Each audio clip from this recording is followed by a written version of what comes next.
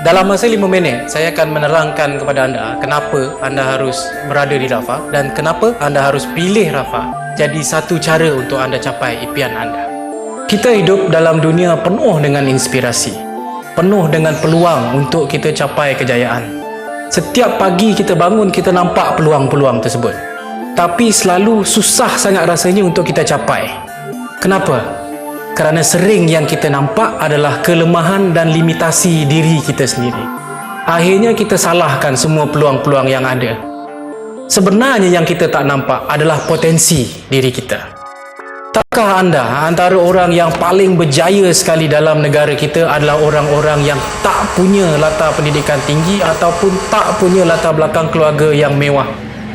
Orang ini hanya ada satu: kepercayaan kepada potensi diri mereka sendiri, kerja keras dan kepercayaan kepada kemampuan mereka.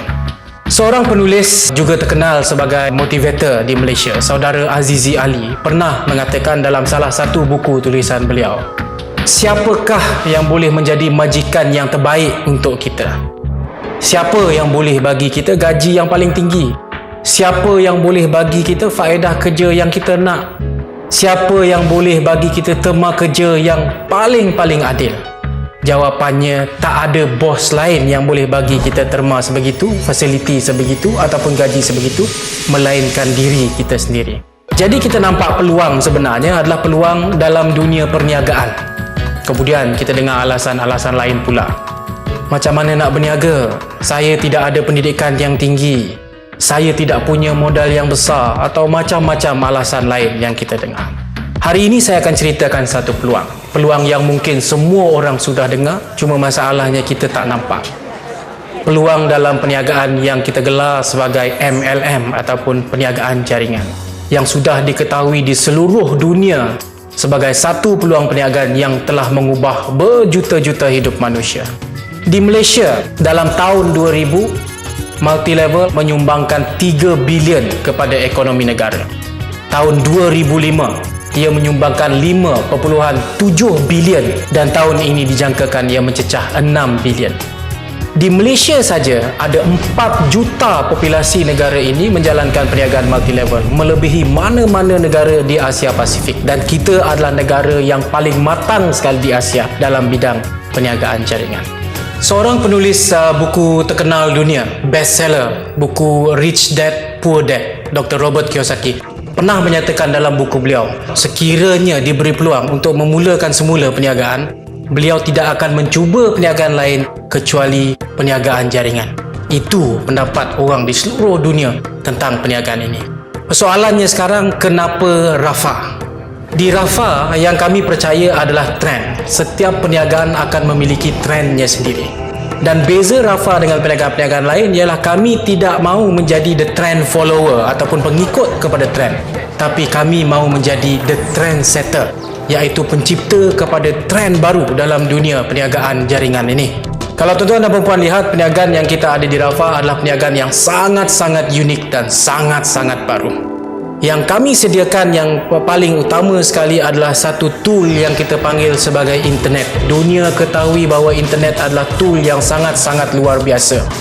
Apabila anda menjalankan perniagaan di Rafah dengan menggunakan sistem internet, ia menjadikan perniagaan ini bukan lagi perniagaan 9 to 5. Dengan internet, perniagaan Rafah anda boleh jalankan 24 jam sehari, 7 hari seminggu, 365 hari setahun. Kami juga menyediakan produk yang berkualiti tinggi, produk yang kita pastikan juga mempunyai jenama yang kuat, produk yang kita berikan untuk semua kelompok masyarakat.